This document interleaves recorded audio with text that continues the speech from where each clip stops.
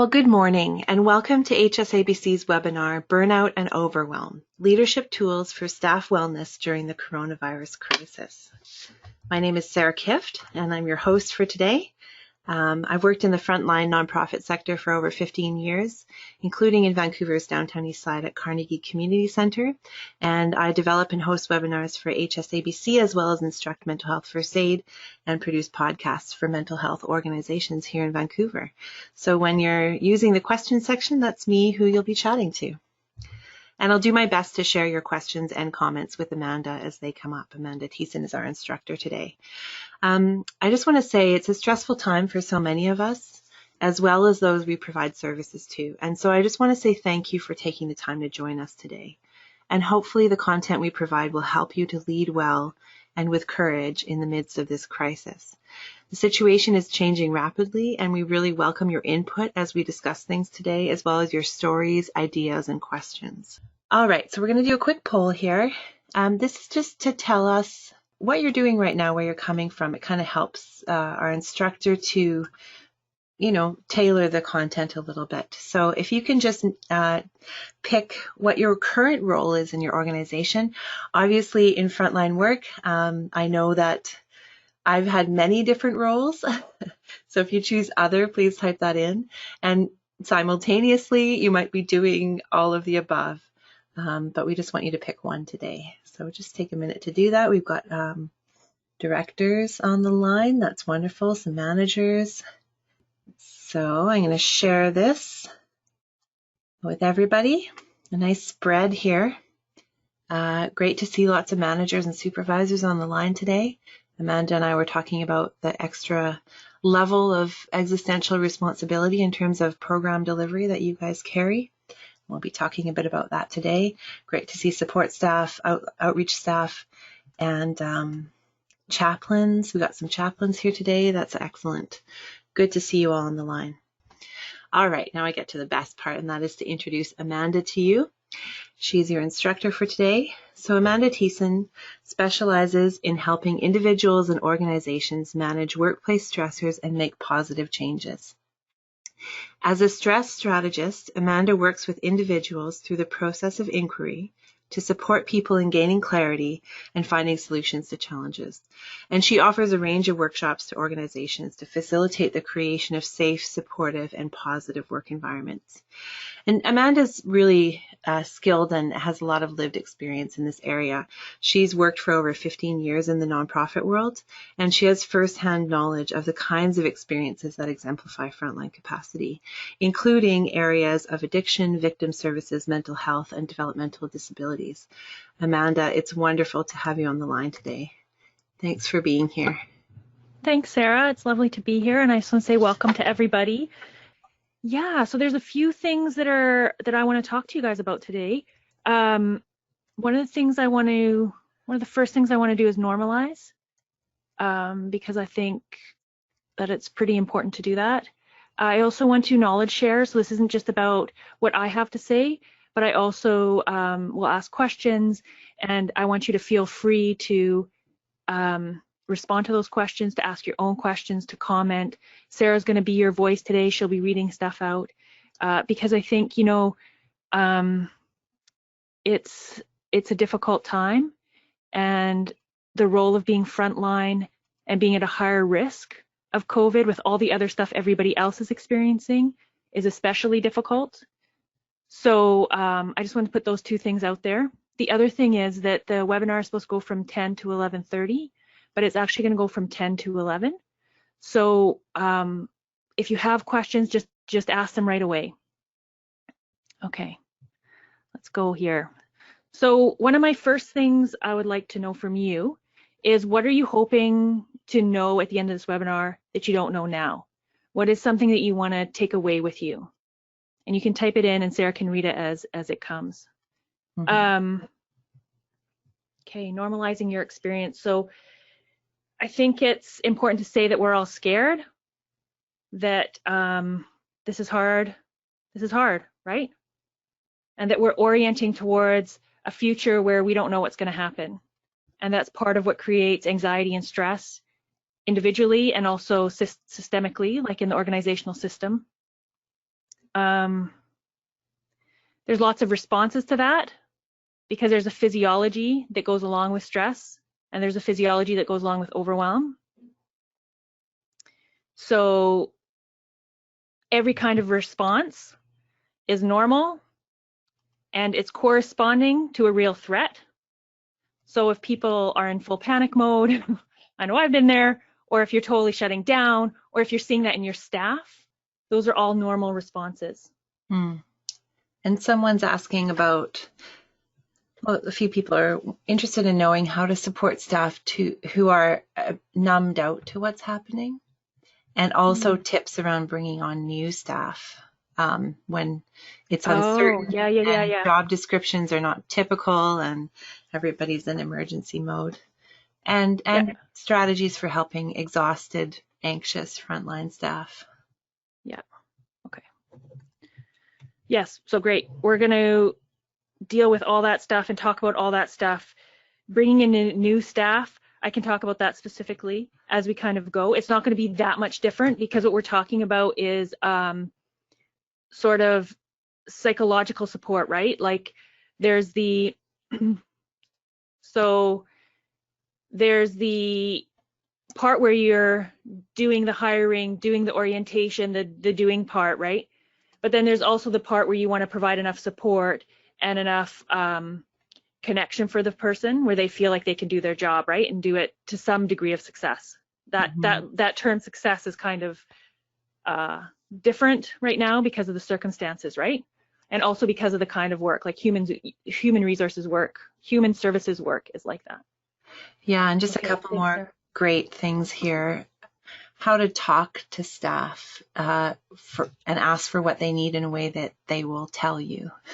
So there's no fear, as well as helping those who've been off and are coming back in and are hypersensitive. So their level of threat is higher because they've been away for different reasons. Okay, so okay. So part of that we're going to deal with as we go. The one part we're not going to deal with that I'll talk about right now is how to talk to staff so that they tell you what they actually need.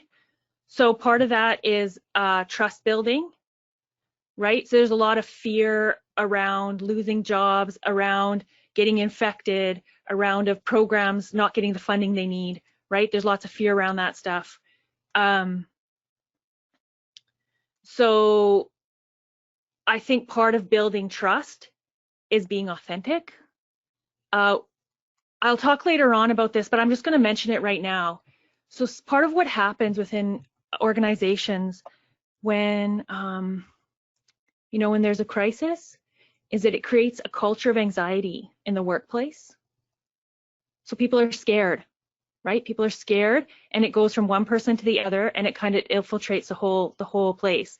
And one of the responses to that is actually shutting down. So part of the way you can combat that in sort of a systemic, like a organizational way, is to provide clear and transparent communication. So you need to decide as an organization what that communication is going to look like, and not overwhelming communication. So not tons and tons of emails, but clear, transparent communication around what organizations are doing, right? And we're going to talk more about that doing part. One thing I want to say up front here is that, so that shutdown piece, that's a body response, right? That's the freeze part of anxiety. And part of what happens when that happens for us is we go outside ourselves to feel okay, right? So we check lots of sources of information. We do lots of different things from outside ourselves to feel okay. That was part of the the cleaning out the grocery stores and that kind of things, people trying to feel safe, right? So they're still in control, they're still safe. But what actually makes us feel safe is going inside ourselves, right? And actually being connected to ourselves. So, and the way we do that is through regulation, which I'm going to talk about more. But I want to address something else first. Here, can I move this? Yes. So this is kind of our agenda for today. I'm gonna pop by it and I'm gonna talk about the doing and the being of leadership. So the doing of leadership is what I'm going to address first. So these are the strategies, these are the things your organization can do to kind of support staff. Part of emotional intelligence is knowing kind of generally what the needs are going to be, right, for staff. So it's putting yourself in their shoes and being able to kind of know what their needs are going to be. The other part more specifically is what whoever wrote that was saying, was people telling you, right? Creating enough trust in the system that people can say what they need. So how have you noticed stress and overwhelm showing up in your team? What's that looked like for you guys? And you can put in, you know, put in whatever it is you're noticing. Somebody was talking about shutdown, numbing out, right? There's a whole, yeah, so go ahead. People are talking about resistance. And okay. Resistance to change? Resistance how? I'll let them clarify that. Yeah. And I've been seeing in myself and on my team a lot of hyperactivity. So a lot of emails. We got to get this done now. We got to organize. We got to, you know, impatience, you know, that kind of like, okay, if I can just handle everything right now. I've been noticing even in myself that sort of hyper productivity. Yeah. Yeah. And then avoiding questions. So avoiding questions about how delivery of programs is going. Sort of not really talking about it. Yeah. Yeah. It's a lack of transparency thing, right? Yeah. Okay. Yeah. Not willing to engage as they would normally is coming in. Okay. And a lot of tiredness, exhaustion, and forgetting regular procedures. Yes. All within the normal range of sort of stress responses. Yeah. So I want to explain a little bit of what happens to you physiologically under stressful circumstances and overwhelmed circumstances, because this is going to dictate what you actually see in staff and what you're actually seeing on an organizational level. So what happens in your system is your automatic nervous system activates the sympathetic nervous system, which is the nervous system that will shut down anything that's not vital, right? Kind of like what the hospitals are doing. So it shuts down anything that's not vital so that it can concentrate all its energy on the vital things. So that's like your breathing gets shallower, right? Reproduction shuts down, digestion shuts down, and actually good thinking shuts down. So, and what happens is in your brain, you go into this middle part of your brain where the amygdala lives. It's like two little almonds side by side, and it's your fight, flight, or freeze. It's your kind of visceral reactionary brain, and it moves out of the prefrontal cortex, which is the front of your brain, right? Where you make good decisions. That's good problem solving. That's organizational skills. That's being able to think things through before acting, right? All those good things. It's having good barriers, right? Boundaries, because you can kind of like think that through. So all that stuff starts shutting down. So what do you see? Oh, also, I forgot to mention, it shuts down your immunity, right? Because this is supposed to be something that we're evolved to react quickly to something. We're not evolved to deal with chronic stress. So what happens? You get staff who are struggling to manage their feelings, right? You get shut down, which somebody mentioned. You get low motivation. You get people getting sick a lot, which is genuine. It's also like aches and pains and headaches and all these kind of symptoms start emerging, right? So you might notice staff are lacking boundaries. So they're taking work home with them. This hyperactivity that Sarah was talking about, right? It kind of goes into that mode of like, oh crap, we got to deal with this. But what happens is that's all the outside stuff. Remember I was talking about trying to feel safe externally, right? So that hyperactivity is a way to try and stay safe externally. But what happens with that is we become totally disconnected from ourselves. And your staff is becoming totally disconnected from themselves and their own needs. So one of the things that might be happening around needs is also people actually don't know what they need because they're not actually connected to themselves and they've never had this experience before. So what I want everybody to do is take a nice deep breath and blow it out.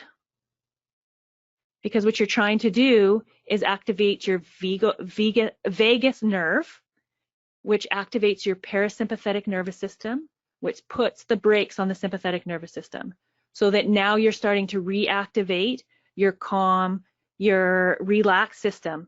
But the big piece around this isn't whether or not you feel calm, it's whether or not you feel connected to yourself. And this is what you need to help staff do, is connect to themselves. And I'm talking about this like what you're gonna see. I will be talking about what practical things you can do. So on an organizational level, you may see on an administrative level, you know, making decisions without adequate reflection, or taking on big projects that you can't complete. There's lots of blaming kind of stuff going on. So people not taking responsibility for whatever their part of it is. It's not that the whole thing is their part, but they're not able to take responsibility for whatever their part is. And kind of a reduction in the stuff we know is good and that we might do in irregular circumstances, right? Like seek understanding about somebody, or do the collaborating in a group and the problem solving and all that piece, right? That kind of goes to the wayside because organizations kick into this like, we got to fix this, we got to make sure, right, that our programs are still running, that we're doing the thing we need to do for the clients and also the staff. So the other way it shows up is it can come as devaluing, criticizing, ridiculing staff, managers. So this tends to happen when there's, remember I was talking about that lack of trust? So this tends to happen around sort of like, if there aren't authentic communication systems. So one thing that crisis does is it will show, right? It'll bring into view whatever is weak, whatever lines are weak, whatever is not working. It starts to show all those things. That's what crisis basically does. Have you ever been around a family who's grieving? When families grieve, their family dynamics, whatever those are, for good or for bad, whatever, it will come to the surface, right? So you get the controller in the family going nuts, trying to control everybody. You get the person who feels invisible, you know, withdrawing and feeling sad and upset because their invisibility is more invisible now, right? Same things happen in organizations. So the good stuff, the strengths emerge, but also the lines that aren't very strong emerge, right? So if there's issues around trust in your organization, like that's going to show up bright and clear right now, right? So just know that this is a special circumstance and what you're seeing isn't like the norm, but it's also an opportunity, right? It's also an opportunity to know, to put in your mind and check for you know, when things calm down, when things return to our norm, that, you know, these are maybe areas to work on in your organizational culture or in leadership development or whatever it is. So you get high absenteeism, high staff turnover. I talked a little bit to the anxiety, the culture of anxiety, but you also get this culture of hopelessness.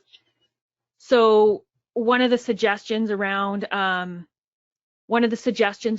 sort of combating that culture of hopelessness is to get staff to start generating, and you start generating stories about like, this is why our work matters, right?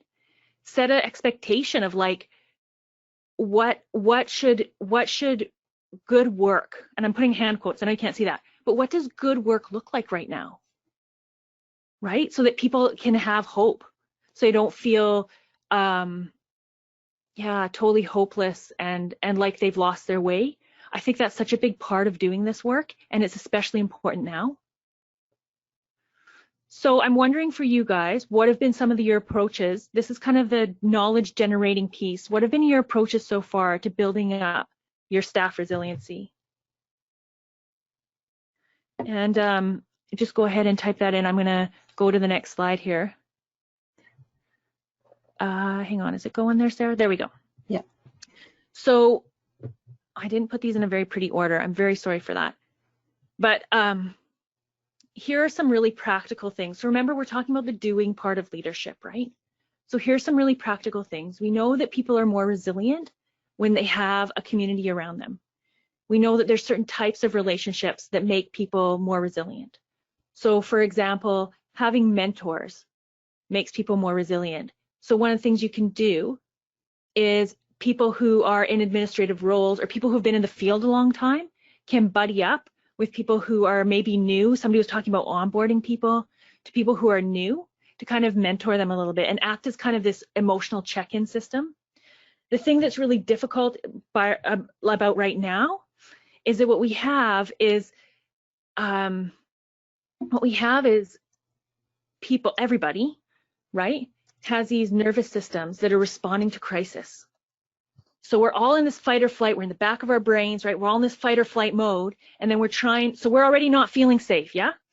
And then what we're trying to do is help people who also aren't feeling safe, right? So what we want to try and do is bring it back so that we can actually be in that mode where we can start helping people, right? We can activate our safety and activate your staff safety so that they can feel safe, so that they know they're supported. And some of that is within your control, some of it is not. I know overwhelm is a big thing that's happening right now for people. So one of the ways you can start managing overwhelm is it's not in my slides anywhere, but one of the activities I do with clients sometimes is I get them to do sort of like 3 categories. And if you have sticky notes, this is a great thing to do with sticky notes. And what you want to do is you have 3 categories. You do things you can control, things that are out of your control, and things that you have influence over. And then what you do is you write on the sticky notes all the things that are on you, right? All the things you're thinking about, and don't limit it to just work, because we're not just working people, we're holistic, right? So some of the things that may be stressful is going home and worrying about infecting loved ones, right? People in our lives who we love. It could be that we are not living with our families or with the people who we're connected to, right? Because of our high exposure and our high risk. And that's also a stressor, right? Because then we don't have those supports that we normally have. So part of the deal is to try and connect and activate those systems that are going to tell you you're safe. And you know, our bodies speak a different language, right? They speak a different language than other parts of us, like our brains. So deep breathing, let's take another deep breath. Can start activating that system that says you're safe, right? You're safe. The social contact starts activating that system that says you're safe. The thing you want to watch out with social contact is you don't have a whole bunch of people out there, right, who are all activated and all in their flight or flight, because then it just becomes the symptoms we were talking about just become group symptoms, right? So running, so in your regular like meetings, like staff meetings or whatever, expect to spend extra time checking in with people, right? What are you needing? What's it like for you right now? What's it like? What are your transitions like? Like, we know one thing that builds support and resilience is transitioning. So transitioning from work to our other rest of our life, right? Our other lives. So what's transition look like? What are you doing for yourself to like connect with yourself between work and home? If you're in a position of, you know, of being coordinator or supervisor or some kind of person in leadership, expect and make room for sort of extra check-ins. So I call this sort of like office hours, right? You want to have extra office hours so people can come connect with you. I find that there has to be a culture around this for this to work. So there has to be a culture of like open communication, right? For this kind of thing to work. Okay. So that's the piece I'm going to say around sort of the connections. If you're not getting that at work, I know that we have some frontline workers on the line, and even for managers as well, because you are also taking on this stress, right, and this burden, and work might not be filling that need for you. So I included a handout on mental health resources for everybody, but part of that is, you know, trying to create some community, some connection for yourself, where you can say what you need to say, where you don't have to hold it together. You don't have to say the right thing. You don't have to do the right thing. You can just do whatever, right? Whatever you're needing to feel safe at that moment. So I believe, I'm just going to try and open it up here on I have two computers going here. Oh, I don't have it up.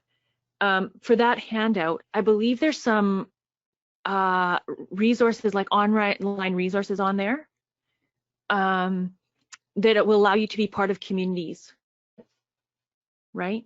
So I don't know of anyone specifically for sort of managers and leaders, but there are some communities where you can kind of go and just talk to peers. It's like the peer-to-peer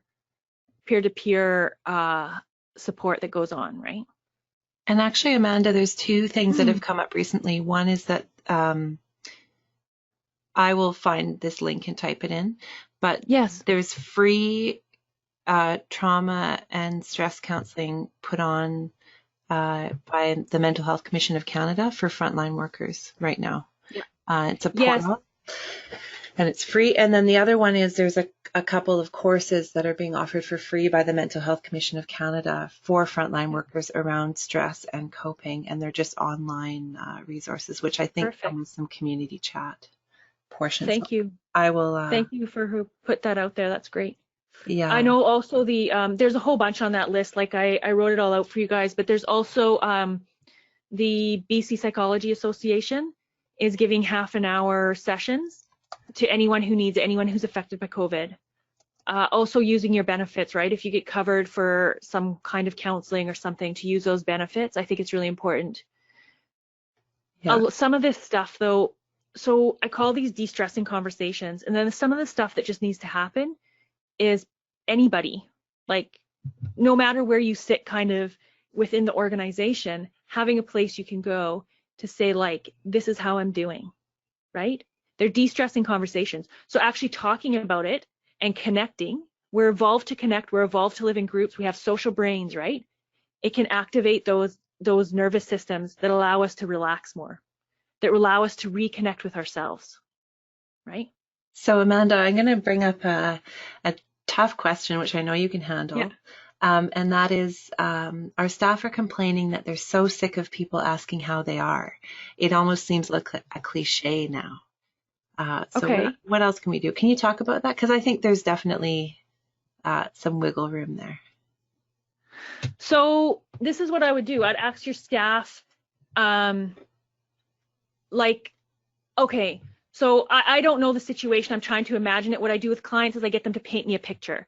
So tell me what that looks like. Are you meeting someone in the hall? Is this like a administrative and frontline situation? Because if that's a situation, something you can do is actually put some of these pieces in, like these support systems into the system, so that if people need it, they're there. So it's not this constant like, how are you doing? How are you? Because those are also really arbitrary sort of questions. Like people say fine, right? And it also might not be a time, like if people are at work and they're doing their job, sometimes they compartmentalize.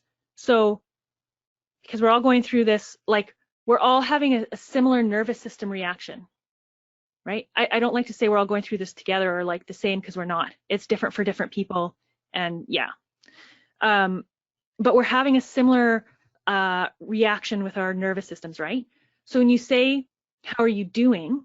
Sometimes people just need to compartmentalize their feelings so that they can do their job, right? So there might be some better questions out there, right? Like, I'm trying to imagine sort of your worker, and I'd kind of try and generate these with you, but like, what was good about your day? What was hard about your day? Right? Those kinds of questions. I find, rather than the like, how are you? Yeah, I'm just thinking back to my frontline work where, it was overwhelm all the time for me. And I didn't want my supervisor asking me how I was, because I would start crying. And I needed to keep it together until the end of my shift. But one thing I really liked her asking me was, what do you need right now? Because it meant that she could support me. So sometimes I'd be like, I just need a 5-minute break, or I need more soup, or I need some more napkins, or I need this thing. And so it was a way for her to actually support me, even though I was about to cry, with something practical. So I think, what do you need is a really good question. I just also wanted to bring up, there's quite a few comments around your previous question, and a lot of people are talking about doing those check-ins. doing some debriefing, including the use of humor, sharing the Good. funny. Yeah. Excellent. And treats are coming up as a big thing. Treats. Yeah. Oh, yes, yes. Yeah. One of my colleagues, hilariously, she's like one of the funniest people I know, but we were talking about, just coping ourselves. And she said, like, one of the things she does is she puts snacks in her closet, and then she hides from her kids in her closet after she's done a session or after she's worked for a while, and she eats her snacks by herself in the closet. And I thought it was the most hilarious thing, but also like great coping, right? You get time by yourself, you're in a dark little, like, destimulated area. It's great. Yeah. Yeah, there's definitely room for creativity here as well, and for humor. Anything else, Sarah? Yeah, and then there's a question here from a couple of people. As Yeah. a supervisor, sometimes you do have the dual role of being a frontline worker and a supervisor. And so I've experienced this tension myself. How do you support your staff and also get the support that you need, because you're on the front line with them, without burdening your staff? Because you're kind of being asked to do two things. You're being asked to be the strength and set the Yeah. tone. Yeah. But you might actually be right there alongside them doing the same work. And so there's a question around that. So I think one of the things you can do is actually be really authentic. So you're not going to your staff for support.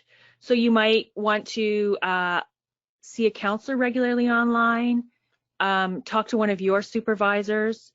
If you've been in the field a while, maybe perhaps you have friends in other areas of social services that you can talk to. Those are really helpful relationships. The thing you want to look out for is sort of traumatizing people that are not in the social service world, because they often, they don't have the resilience to some of the things that you're exposed to. But I think it's okay to be authentic.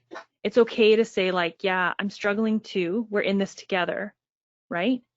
And to also have some things that you can do to actually do together. So like in your staff meetings, talk about, what does resiliency look like right now? What are people doing to cope, right? So one of the things you can do around your nervous system is to splash cold water on your face. So chin up usually works better. If you're in the shower, you're feeling overwhelmed, sometimes shower is a place where we have a moment to ourselves, where we can really start feeling the feelings, right? So turn your shower on a little bit colder. Other things you can do, we talked about deep breathing. This is on a slide. I have this on a slide further down when we start talking about the being of leadership, right? But yeah, the deep breathing, exercise, like movement, keeping that energy moving. So whether that means that you take more walks, so there's nothing wrong with you being authentic about your experience. The thing you don't want to do is do the processing, right? You want to find a place to do that processing and kind of understand what's going on with yourself. So you can give me some feedback on that. You can tell me what you're thinking about that. You can tell me if that's something that's going to work for you or if that's not going to work for you. Okay. So another thing you can do around this is create bouncing back kits or bounce back kits. And these are kits, they kind of go along with private space, because one thing that happens is that when we're not, sometimes in these lines of work, there's nowhere to go that's not around clients or around other people talking about stuff. There's nowhere to kind of decompress, right? Or you just don't want to be in the staff break room because it's in the basement. Totally. And it's just not a nice and you just place. need a minute, right? Like, it's intense. It's hard to live. It's hard to live in your stress system for a long time, and actually it leads to chronic illness, right? So to have those spaces, to create those spaces for staff, for yourself, where you can go and decompress, right? And where you can do these bounce back kits. So what might be in a bounce back kit is earplugs, some reflective exercises, pens and paper, some healthy snacks, right? Maybe a blanket, maybe you put a cozy blanket, or people can bring their own thing that makes them feel good, makes them feel connected, pictures of family, whatever it is, right? You kind of create this space for people where they can kind of go if they need to. I'm trying to click on my thing here. Oh, there we go. I just have to go back. Sorry, you guys. And I was just thinking Yes, about go ahead. sharing office space. So as a manager, I was sometimes the only person that had an office space, and it was a tiny office and in the middle of the chaos. But I always made sure that I had a tiny corner of that office that had a chair.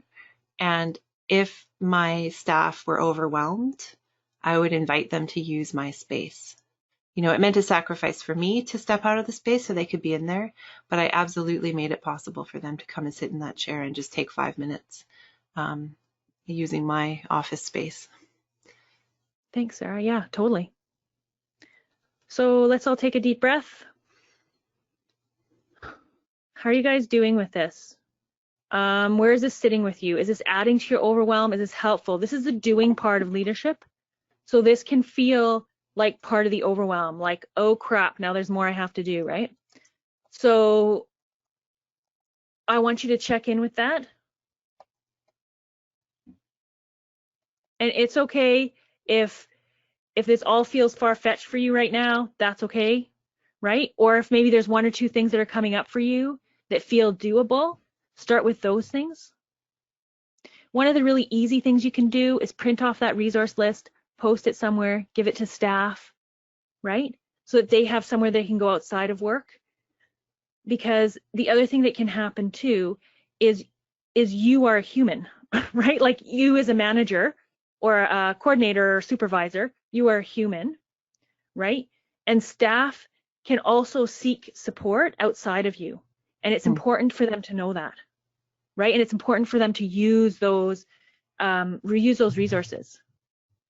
If you as a leader use those resources, that's modeling, that's great. That means it will heighten the chances of staff using those resources, right? Yeah, and some good feedback coming in here. People are finding this good and practical and helpful, and there's certainly a overwhelm around that. I just saw a thing. It was like, here's 145 things you need to be a better teacher. Oh yeah. Right? Yeah, Well, yeah. that doesn't make me feel better. Yeah. But there's some good feedback here around practical, and people are feeling it's good. So I mean, look, like the main thing for people is like you got to physically regulate, right? So if you can put that into a staff meeting or something, that's a big piece around actually managing the overwhelm and the stress. Another thing is feeling your feelings. So that might not be appropriate at work, or you might just have that little decompression space, or you might just have a whatever, but feeling your feelings and then not feel like you have to necessarily respond to those feelings, but processing those feelings creates a bubble of resiliency around you. Connecting with other people creates a bubble of resiliency around you. So if you can kind of think of those things, right? Those are the things for your staff as well as you that's going to help you get through this. And in overwhelm, what you don't want to do is pick 5 things and do it. You want to pick one thing. Like today, every time I go to the bathroom, I'm going to breathe.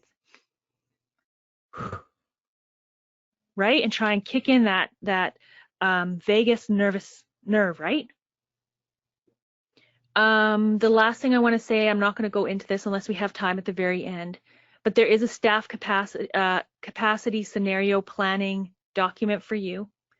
And what that document is it presents a bunch of different kind of staff challenges you might face in the next however long COVID lasts.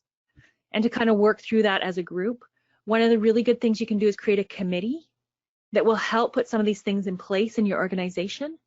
So you can either call it a resiliency committee or a connection committee or something like that, right? Where they will weekly come up with ideas around like, here's some things that we can do for our staff. Here's some ways we can connect. The scenario planning, it has some specific questions around like what you might want to process for each of these kind of scenarios. And some of them you may be already dealing with, and some of them you may already, sort of have processed or have a procedure in place or whatever it is. And that's really great. If your organization is doing that, thumbs up to you. I know one thing organizations sometimes don't plan for is the kind of like stress and burnout rates that are going to happen, right? But that might be different in your world, like in your industry, right? I'm getting the wrong word, but you know what I mean. Okay, Sarah, do you have anything there, or is? Is it all good? It's all good. I just want to check in. Okay, if anybody has comments or questions on the doing part of leadership, please add them and we will, I'll happily address them for you. Okay. So let's now move to the being part of leadership. So the being of leadership is, it's kind of like leadership is a tree, right? So what we were talking about is the doing. That's the part of the tree you can actually see above the ground. The being part of the leadership is like the root system. So it feeds it, it grounds it, right? And this is the being part of leadership. So I kind of went from the outside in, but this drives the other stuff. And this drives, somebody talked about resistance. So if you're experiencing a lot of resistance, that can be a change dynamic that happens in organizations. I have a super good handout for that, but I don't have it on this computer. Anyways, but one thing I want to challenge you to do is to lean into resistance. So what typically happens, so if you put your hands up, right, like in a stop position, and I put my hands up in a stop position and I pushed on your hands, your reaction would be to push back, right? So you want to get away from that pushing piece. So when you experience resistance, what you want to do is actually move into it and lean into it and consider it almost like wisdom. What is the wisdom here, right? Because there's probably some real things in people's lives that create the resistance. And you know, different people have different rates of being able to manage change. So kind of bearing with people, explaining, but also letting people talk about what's going on for them. It's a really difficult situation because the changes have come so quickly and they've had such high risks to them, right? Like high consequences to them. So that might make it extra difficult for people to actually do the change. And I just want to encourage you to actually lean into that. If you're having someone who resists a lot, I know that the impulsive sort of reaction to that is to become upset or frustrated with them or to kind of like start labeling. But what I want you to do is actually have a conversation, lean into it, ask them about their resistance, ask them about what's going on with them, tell them what you've noticed. So you start by describing, right? And getting curious. So I noticed this and that. I'm curious to know, like, tell me more, right? That can help a lot with change. Usually with people, so you have to lead with empathy with people. So what is their feeling, right? You got to lead with the feeling because that's actually the doorway. Does that make sense? Mm-hmm. Okay.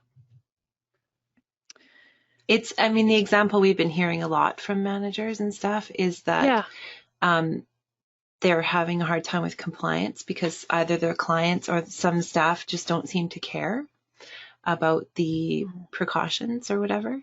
And that could be not because they don't care, but because COVID is just another bad thing that could happen to them. And maybe they've had a lot of trauma in their life, or maybe they're already at capacity dealing with a number of other threat scenarios. And so in order to cope, they're not able to take on that extra threat on board. But the only way that you find out about that stuff is by actually talking to them and asking them what's going on. So a lot of times resistance, I know I've been hearing this a lot in webinars, resistance around compliance with hand washing or all of that stuff can come from a place of overwhelm that looks like not caring. Totally. Yeah. And so what you want to do in that situation is keep doing lots of education. I'm sure you are doing lots of education. Keep doing the education and then know that it's a defense mechanism, right?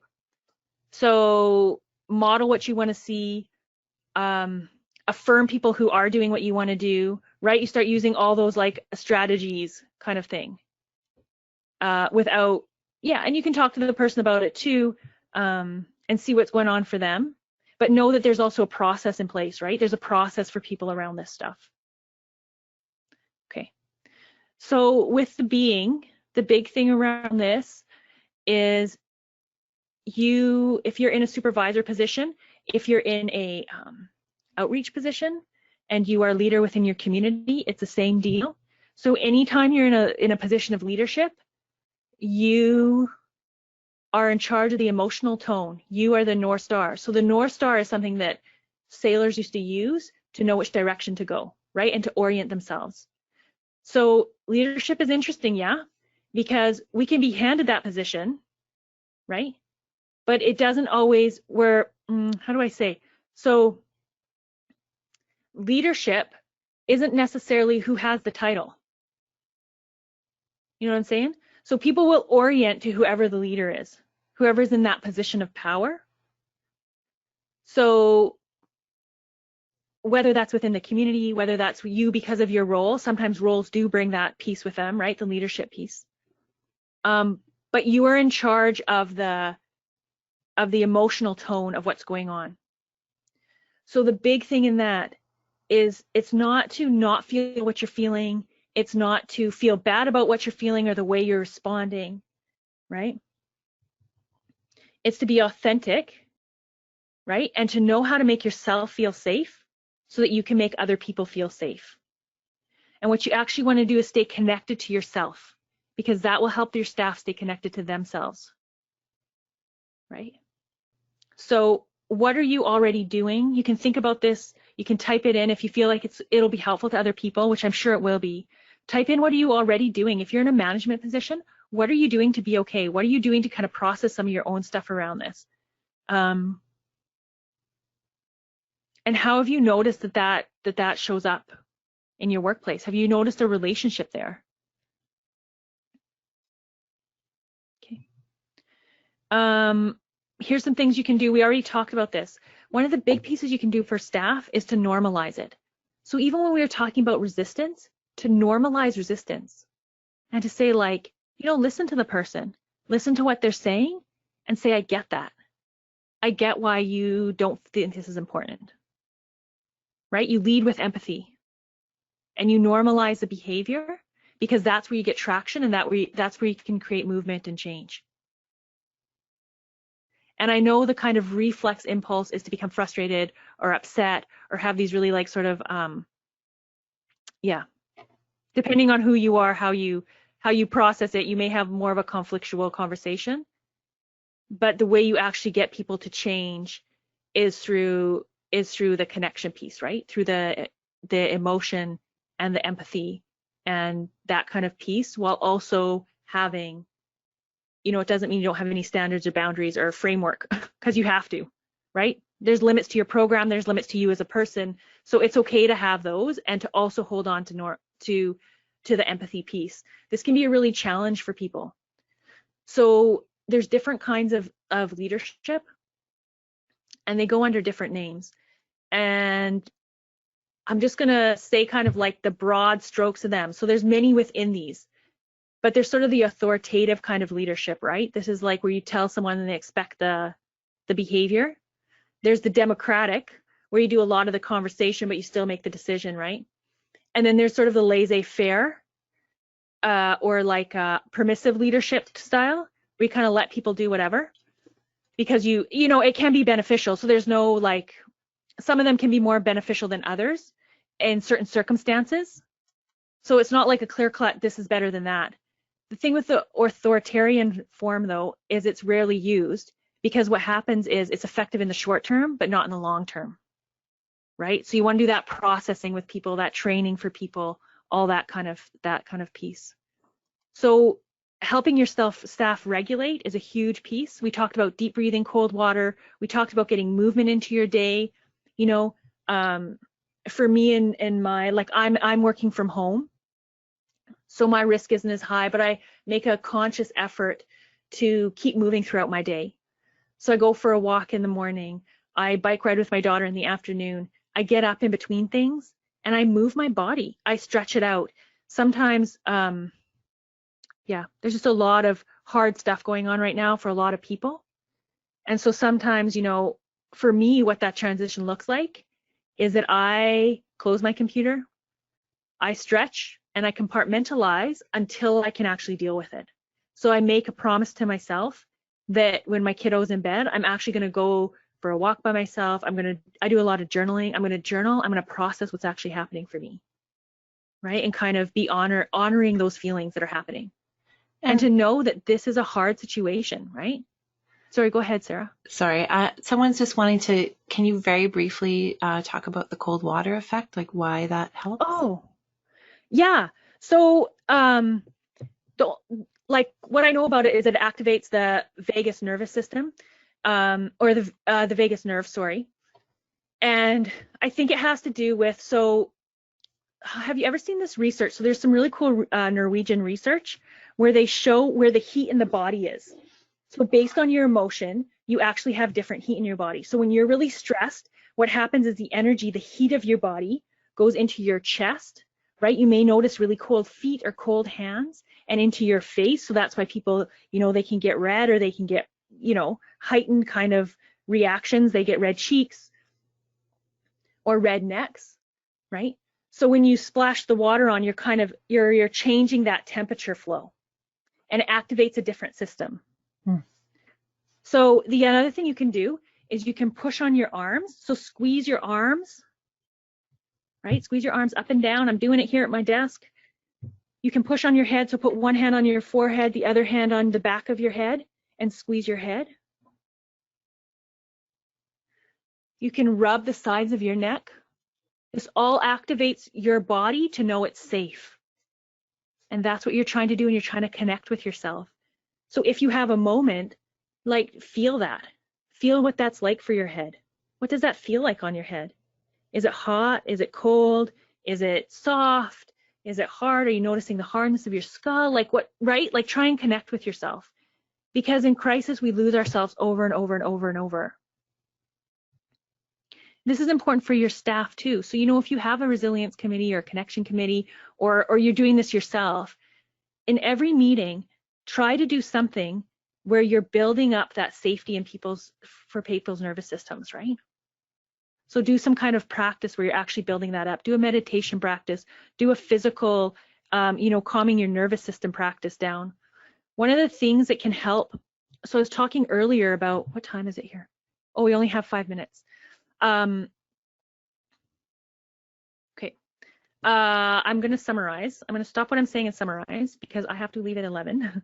But I'm happy to answer whatever your questions you have, or so on and so forth. You can forward them to Sarah, and she can forward them to me. The last thing I'm going to say here is that we borrow each other's nervous systems, right? So while the pandemic is spreading, what's also spreading is these dysregulated nervous systems. So part of our job is to actually re-regulate the nervous system, right? I just wanted to give you one practice to do around this inside out thing. So in leadership, being able to kind of hold on to some kind of boundaries and structure that you have to have because because you're running a program and there's limits to that and there's all those kinds of things. And also be able to activate that empathy. So one of the ways you can do that, if you find yourself kind of leaning from one way or the other, or becoming one at sometimes or the other, one of the things you can start doing is you practice in your body. So you feel your feet on the ground, right? You can feel your breath. And then what I want you to do is notice one thing in your external environment. So it doesn't have to be anything fancy. It can be something in front of you. I have a pen in front of me. So I'm going to notice that. And what I want you to do is notice the texture of it, the way it looks, the colors, anything, like as if you're just discovering it. And then you'd go to another object. We call these anchoring objects. You go to another object and you do the same thing. I have another computer here, so I pay attention to it, right? And then my glasses are sitting beside me, so I pay attention to it. So you do 3 things. And then what I want you to do is try and do those together at the same time. So try and feel your feet and your breath, while at the same time noticing the outside objects. Because what you're teaching your body to do here is to honor your own internal experience, right? Your ability to stay connected to the empathy, while at the same time be able to get that external stimuli, right? Hang on to those boundaries. Okay. So as a summary, I have one section I didn't do. You're welcome to go through it yourself. I just want you to ask you, I'm going to flip through some of these slides here. I want to ask you what your takeaway is from today. What's been helpful for you? What are the questions you still have? And Amanda, a couple people are asking about Tonglen. Can you summarize that in 30 seconds? Or is that too much? Oh yeah, sure. No, that's fine. So Tonglen is a Buddhist practice, and it has to do with compassion. So what happens sometimes is we get into these modes where we're totally like A-type, right? So we turn into these modes, and I don't like to say it as a personality because I don't think it is. I think we all have these modes we can be in where we're really like task focused. So what happens when you're task focused is that a lot of times you disconnect from the connection piece with other people, right? Because you got to get them to do X, Y, and Z, or you got to get the thing, blah, blah, blah. So part of what you want to try and do is train yourself to be able to step back and think about the other person's experience. And this isn't just for them. This is for them because, you know, it's helpful to be compassionate in life. And most people are in this field, I have to say. But the other piece around it is you'll get more cooperation, right? And you'll actually get people who are engaged in their work and who are doing the thing that they're, you know, that they're there to do. You get high motivation, high engagement. So Tonglen practice is actually from Tibet. It's a Tibetan mindfulness practice. And I will do it with you guys. So it's supposed to take 4 minutes, but we'll just do it really quickly here. So you just sit comfortably and relax and just focus your breath for a moment. Focus on your breath. You don't have to do any kind of weird breathing, just do your normal breathing. Just let your mind settle.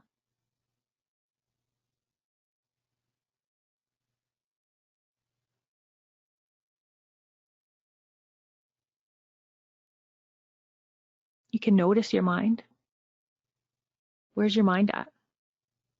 What are your thoughts like?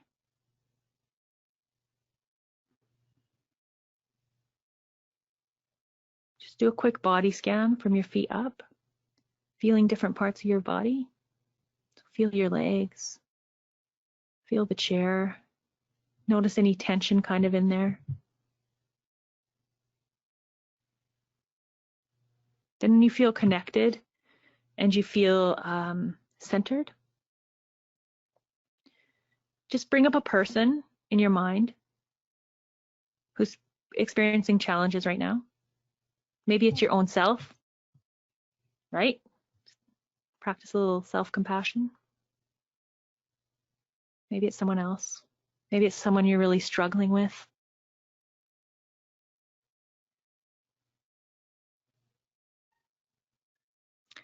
Just be really clear in your own mind. Become aware of the challenges that this person experiences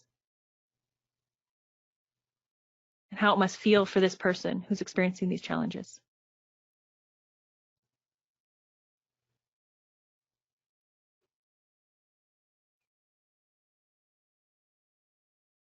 With each exhalation that you do, imagine breathing out everything this person needs. So warmth, strength, compassion.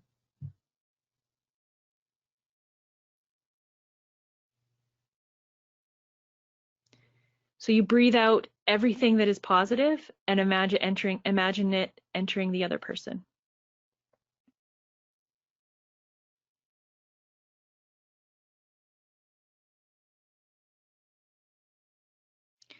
While you continue to breathe your compassionate exhales, with each in-breath, imagine that you are removing all suffering, pain, regret, hurt from that person.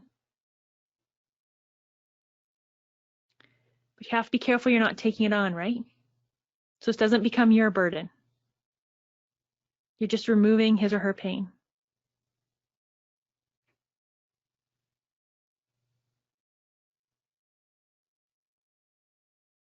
When you're ready, you can let go of the person. And you turn your attention to your breath.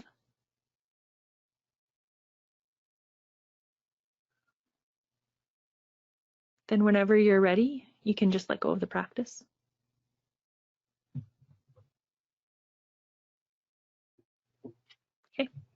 So how was that for you? You can type it in. One thing I haven't gotten to talk about compassion, but one thing I would say about it is that sometimes there is a misconception that compassion is all about sort of trying to please people or give them what they want. And in this context, what we're talking about is like wise compassion. So it can actually mean that you make difficult decisions. So it can be sort of, for example, being willing to have a really difficult chat with somebody, even though it's appropriate, but from a compassionate place. Sometimes they say in wise compassion, like it doesn't necessarily change the action, but it changes your way of being within that action, right? So from this webinar, what are you guys taking away from today? What's been helpful for you? I was just thinking about something that's been on my mind lately and has always been on my mind in frontline work when the needs of people just seem overwhelming, and then the ability, my own ability to do the work seems overwhelming. And, in the midst of all of this crisis, the reason that we do the work we do is for people. And so for me, reflecting on even doing that practice was, yes, there's 100 million directives, there's provincial health orders, there's news, there's all kinds of things going on. But the reason that I do my work is for people. And so the thing I've been thinking about is something that comes out of the parenting world, but it's just connection, not perfection. And so this idea that I'm taking away from today is the point of our work right now is to connect with people, whether they're resisting and it's difficult because we're not supposed to be close to each other right now physically, but that doesn't mean we can't connect emotionally, both with ourselves and with the people that we are trying to help, because that's the point. The people are the point here. Yeah, so it sounds like for you, part of the connection is around purpose and meaning, or part of the way you cope with overwhelm is by remembering the purpose and the meaning. Yeah. Right? It's that piece, which is a really good resiliency tool, actually. And then the other piece is staying connected, right? Not trying to do everything. That's really great, Sarah. Yeah. Because the more I do, the bigger the task list, the more literally off the ground I get. The more I'm outside of my own body and my own feelings, because I'm pushing that all aside in order to check everything off the list, because it has to get done as an emergency. And the more distant I am from myself, and then what happens is there's distance between me and my clients because the list is in the way, right? It's between me and the other person. And just some of the other feedback that's coming up here is people are feeling grounded. They're feeling thankful for the practice that we did, the thought around the doing and being of leadership, the idea of a connection committee, and the suggestion of asking staff what they need. Yeah. Good. Great. And thank you for extending your time with us a little bit here, Amanda. No problem. I'm happy to do it. Yeah. You're in the. I'm sorry I have to go. Yeah. The Zoom hamster wheel of meetings right now. Tell me about it. Yeah, but if you want to connect with Amanda, she's a fantastic person and she's willing to help. And her email is here, so you can talk to her, or we can connect to you. If you want to follow up from today or anything else, please feel free to get in touch with her. I know that she's very open to that. And as always, you can get in touch with us on our website. You can give us a call. You can send us an email. We've got a whole section of sector resources on our webpage, and all of the webinars are both recorded and available in our podcast feed. So you can listen to those while you're driving, or you can watch them, or you can listen to them while you're doing dishes or going for a run, whatever you need. Please let us know. Our whole training this past 2 months, we did 11 webinars this month, and they were all around the needs that you expressed as a community of our members, of what you needed to do your job. And so we want to keep supporting you with that. So please do let us know. Thank you so much for being with us. I say this every time. Thank you for showing up. Thank you for working in the midst of the overwhelm. And thank you for helping people, because that's what we're doing. And we're very proud of you and the work that you do. and we're here to help you however we can. So have a good day, everyone, and we'll see you again soon.